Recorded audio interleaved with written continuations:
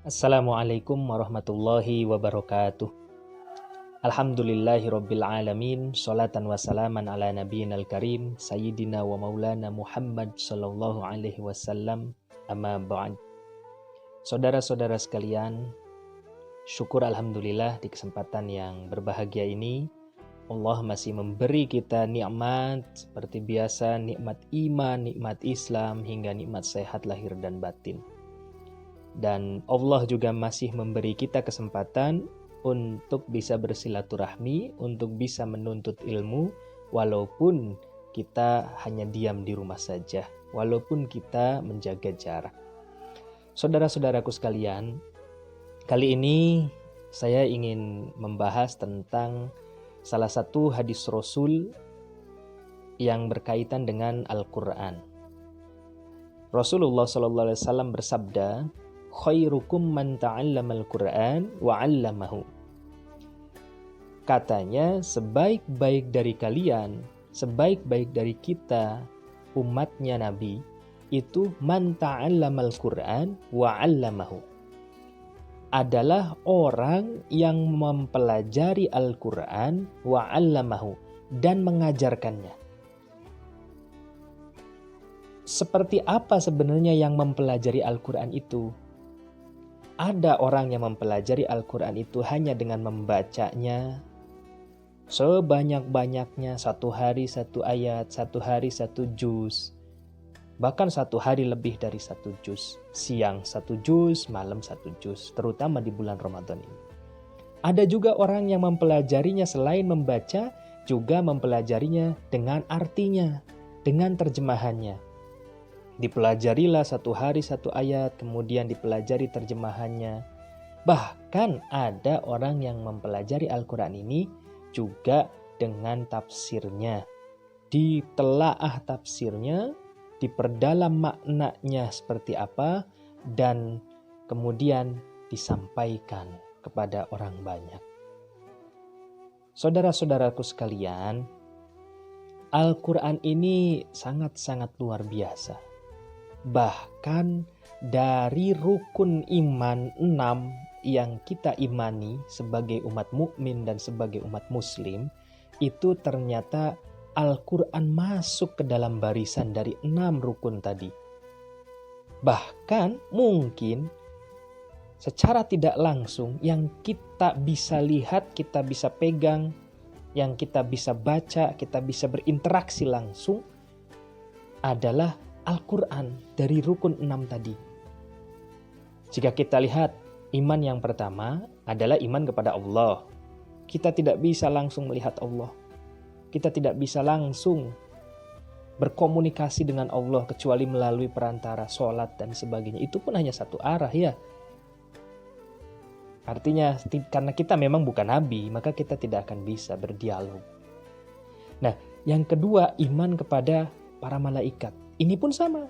Kita tidak bisa melihat malaikat langsung dengan mata kita. Yang ketiga, iman kepada Al-Quran atau kitab-kitab Allah yang salah satunya adalah Al-Quran. Dari mulai kitab Taurat, Zabur, Injil sampai Al-Quran yang saat ini ada pada masa dan umat di masa ini sampai akhir zaman. Yang keempat, iman kepada Rasul-Rasulnya Allah. Rasul-Rasulnya Allah pun sama. Kita tidak pernah melihat manusia di zaman sekarang tidak pernah melihat Rasul-Rasul Allah. Termasuk Rasulullah Muhammad SAW. Kita tidak pernah melihatnya. Kapan saja kita tidak pernah lihat. Terus yang selanjutnya iman kepada hari akhir. Hari akhir pun ya kalau memang disebut hari akhir ini adalah hari kiamat, tanda-tandanya kita bisa melihat, merasakan. Tapi di hari kiamat kubronya, di sa'ahnya, itu kita belum melihatnya. Dan yang terakhir, qada qadar, baik buruknya dari Allah. Ini pun kita hanya bisa merasakan, tapi kita sulit untuk melihatnya. Gitu. Kecuali dengan mata batin kita, kecuali dengan perasaan kita, mungkin kita bisa melihatnya. Tapi ketika melihat dengan mata telanjang kita kemungkinan memang sulit untuk melihatnya. Nah, dari rukun iman yang 6 ini, ternyata rukun iman yang ketiga, yakni iman kepada kitab-kitab Allah, yang salah satunya adalah Al-Quran, ini yang bisa terlihat oleh mata kita. Ini loh Al-Quran, mushafnya, gitu. Ini loh kalamullah, mushafnya. Kita bisa melihat, bisa menyentuhnya, tentunya menyentuhnya dengan dalam keadaan suci. La yamassuhu illal mutahharun. Dipegang dalam keadaan suci, bersentuhan dengan Al-Quran dalam keadaan suci. Ini bisa kelihatan oleh mata kita dan bisa kita pelajari oleh mata kita, oleh diri kita, oleh semua orang yang ada di dunia ini. Bahkan tidak hanya orang Islam, tapi orang non-Muslim pun banyak sekali saudara-saudara kita yang non-Muslim itu yang mampu mempelajari, membacanya, bahkan menelaah isinya Al-Quran. Saudara-saudaraku sekalian, ketika kita berbicara Al-Quran, sangat indah sebenarnya. Kalau kita melihat buku-buku tulisan seperti biasa, misalnya bahasa Indonesia, bahasa Inggris, dan bahasa-bahasa yang lainnya, selain bahasa Arab Al-Quran, itu akan ada perbedaan yang sangat jauh dengan Al-Quran. Al-Quran dibaca lambat, enak. Al-Quran dibaca cepat, diwasolkan, enak. Artinya tidak ada kesulitan untuk membacanya. Maka Allah mengatakan dalam Al-Quran sendiri beberapa kali di surat Al-Qamar, ya, walaqad yassarnal Qur'ana lidzikri fahal mim mudzakir. Begitu. Telah kami jadikan Al-Quran itu mudah untuk dipelajari, mudah untuk dibaca, mudah untuk dihafal. Ya. Apakah nggak bisa ngambil pelajaran kan gitu? Ya kalau kita baca buku tulisan berbahasa Indonesia, dibaca lambat mungkin mudah dipahami, enak dipahami. Tapi ketika dibaca cepat, terkadang ada saja hal yang membuat lidah kita ini akhirnya terkagok-kagok gitu ya. Akhirnya sulit untuk membacanya lancar. Tapi Al-Quran bisa dibaca dengan lancar. Karena memang mudah. Coba bayangkan, itu baru membacanya. Bagaimana memahami isinya, memahami maknanya, takwilnya, tafsirnya. Lihat, Sayyidina Umar bin Khattab radhiyallahu anhu. Itu sebelum masuk Islam, ya beliau masih notabene non-muslim, membaca Al-Quran, surat Thaha, itu ternyata sangat mudah untuk dipahami oleh Sayyidina Umar bin Khattab. Sehingga Sayyidina Umar bin Khattab setelah membaca ayat tersebut langsung memeluk Islam. Artinya apa? Al-Quran itu sangat mudah dipahami oleh siapapun. Ya. Bahkan Allah Subhanahu wa taala juga telah menjadikan Al-Quran ini sebagai syafi'an yaumal qiyamah, yang nantinya akan menjadi salah satu syafaat kita sebagai umat manusia di hari akhir. Kan ada dua tuh paling tidak. Ya, syafaatul uzmanya Allah yang dititipkan ke Rasulullah itu bagi orang-orang yang satu, orang-orang yang suka bersolawat kepada Rasul. Ya. Yang kedua adalah orang-orang yang senang bergelut bersahabat dengan Al-Quran. Gitu ya. Nah, bahkan Ibnu Katsir sendiri mengatakan segala sesuatu apapun itu di alam semesta ini, jika berdekatan, jika bersahabat, jika nempel katakan ya dengan Al-Quran, maka sesuatu tersebut akan menjadi mulia. Apapun itu, tidak hanya manusia. Apapun itu. Coba kita perhatikan. Al-Quran itu diturunkan oleh Allah kepada siapa dan melalui siapa, kan begitu? Pertanyaan pertama. Al-Quran diturunkan ke Rasulullah Muhammad SAW. Karena Al-Quran diturunkan kepada Rasulullah Muhammad SAW, maka Rasulullah SAW menjadi Sayyidul Anbiya wal Mursalin, menjadi pemimpinnya para nabi dan rasul. Mulia. Dan Al-Quran disampaikan kepada Rasulullah Muhammad SAW melalui siapa? Melalui malaikat Jibril. Maka malaikat Jibril menjadi komandannya para para malaikat. Ya, jadi mulia. Bahkan namanya sendiri, malaikat Jibril itu dikhususkan. Tanazzalul malaikatu warruh. Nah, dispesialkan. Gitu. Nah, kemudian Al-Quran diturunkan di mana lagi? Al-Quran diturunkan lagi di mana? Di dua kota besar, dua kota suci, yaitu Mekah dan Madinah di Saudi Arabia. Sehingga Mekah dan Madinah menjadi dua kota suci yang berkahi, yang juga dimuliakan, juga dijaga oleh ribuan malaikat, yaitu menjadi Haramain, masjid yang di dalamnya ada Masjid Nabawi, juga ada Masjidil Haram. Akhirnya Mekah dan Madinah diberkahi. Mekah dan Madinah akhirnya dimuliakan oleh Allah. Kemudian Al-Quran diturunkan pada hari Jumat. Al-Quran diturunkan pada hari Jumat sehingga Al-Quran hari Jumat menjadi Sayyidul Ayyam, menjadi tuannya hari-hari yang 7, hari-hari yang 6 itu. Ya. Dan bahkan hari Jumat juga menjadi hari rayanya umat Islam. Ya. Nah ini luar biasa. Dan Al-Quran diturunkan kapan? Pada bulan Ramadan. Al-Quran diturunkan pada bulan Ramadan sehingga bulan Ramadan menjadi bulan mulia. Bulan yang hanya satu-satunya bulan di dalam bulan tersebut ada satu ibadah ketika Muslim beribadah. Itu nilai pahalanya khairum min alfis syahr. Lebih baik daripada 1000 bulan. Kapan itu? Pada malam Qadar. Pada Lailatul Qadar. Nah, luar biasa ini. Gara-gara Al-Quran ini. Ya. Maka khairukum man ta'allamal Qur'an wa 'allamahu. Sebaik-baik dari kalian adalah orang-orang yang mempelajari Al-Quran dan juga mengajarkannya. Ya, jadi jangan khawatir ketika kita hanya mampu membaca Al-Quran saja, insya Allah itu berpahala. Bahkan pahalanya itu 10. Ya, kata Rasulullah, walam akul alif lam mim harfan. Dan kata Rasulullah, satu huruf 10 itu ya pahalanya. Dan Rasulullah tidak mengatakan alif lam mim itu adalah satu huruf. Tapi alif satu huruf, lam satu huruf, dan lam dan mim satu huruf. Artinya ketika kita membaca alif lam mim saja, paling tidak kita sudah mendapatkan 30 kebaikan pahala. Ya, alhamdulillah.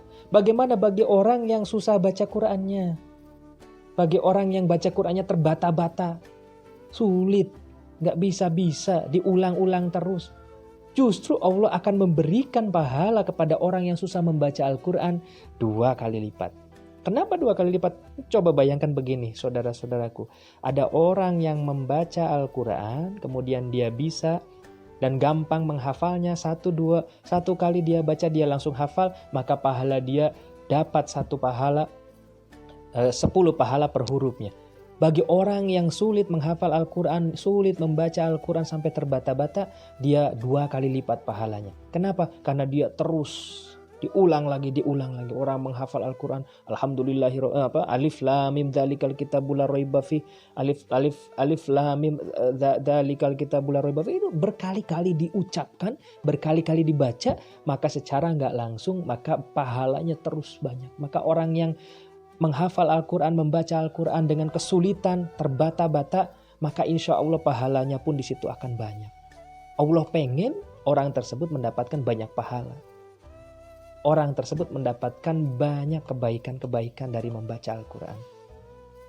Gitu. Maka orang-orang yang cinta kepada Al-Quran, apalagi ini di bulan Ramadan, mari kita perbanyak baca Al-Qurannya. Ya minimal membaca saja. Kalau untuk tadarus, untuk menelaah ya isinya lebih bagus itu. Tapi minimal di selama bulan Ramadan kita membacanya sajalah minimal.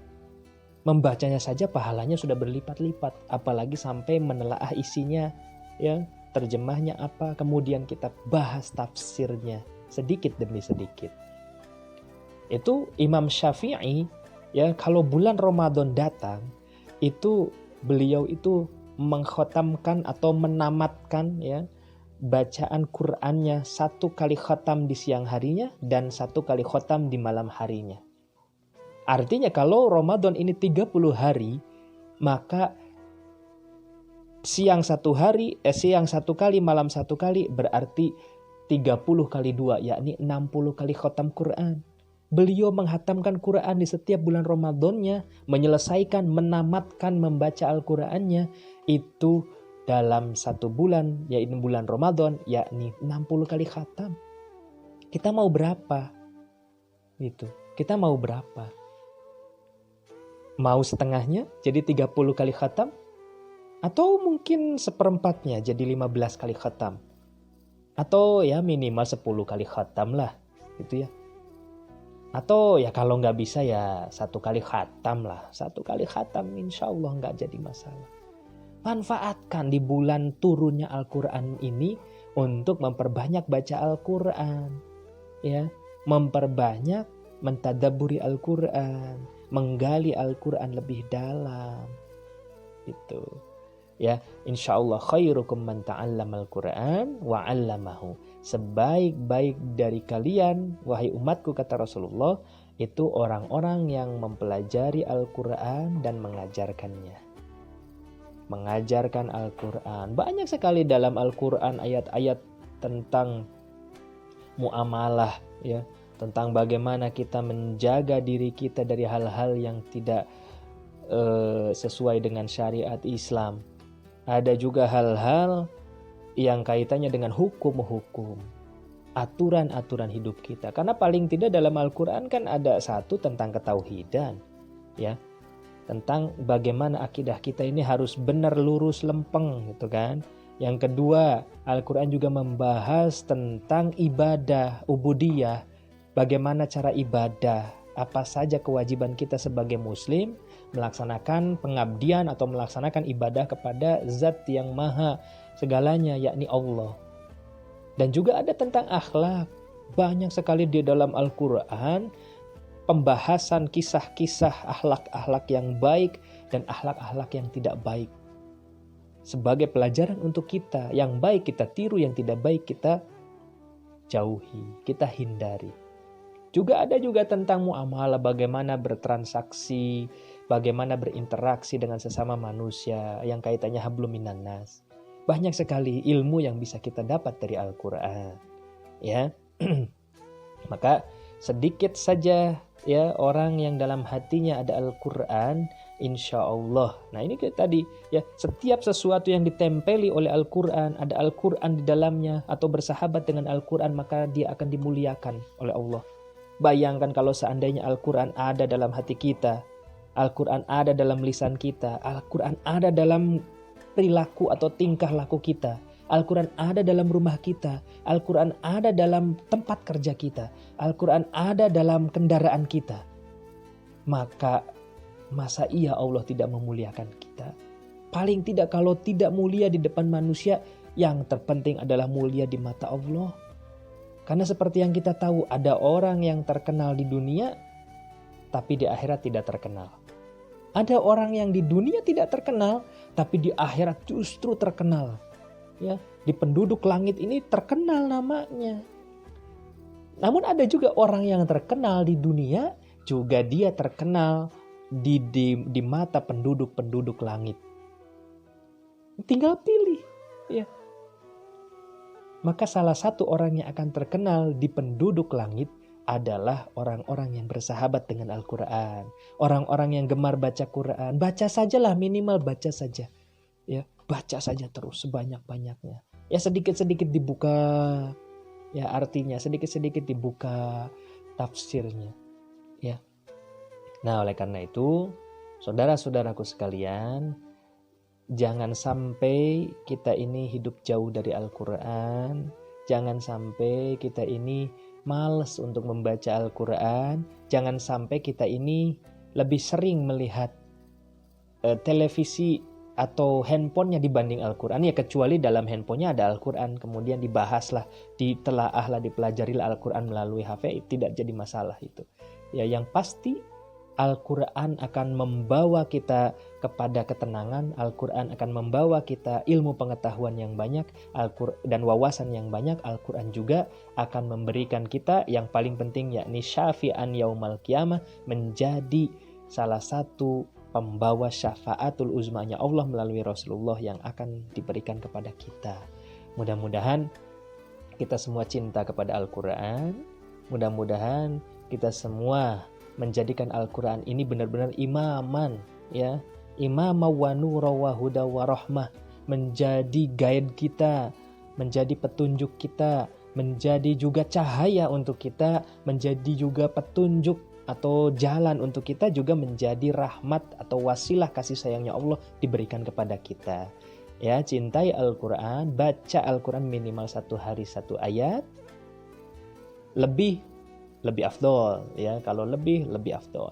Kalau 1 hari 1 ayat pun tidak jadi masalah. Minimal kita simpan Al-Quran dalam hati kita, dalam lisan kita, dalam kerjaan kita, dalam belajarnya kita, di segala aspek yang bisa yang ada dalam hidup kita. Insya Allah hidup kita akan dimudahkan oleh Allah. Waktu kita akan semakin luang dengan kita mempelajari, bersahabat dengan Al-Quran. Ya, sekali lagi, khairukum man ta'allamal Qur'an wa 'allamahu. Orang yang sebaik-baik orang adalah dia yang mempelajari Al-Quran, membacanya, menghafalnya, mempelajari terjemahan dan tafsirnya, wa 'allamahu, dan mengajarkannya, menyampaikannya, pesan-pesan dari Al-Quran kepada saudara-saudara kita yang lain. Mudah-mudahan ada manfaatnya, dan mudah-mudahan Allah memberikan kita kemudahan dalam melaksanakan ibadah walaupun kita berada di rumah saja. Wallahul muwafiq ila aqwamit thoriq. Assalamualaikum warahmatullahi wabarakatuh.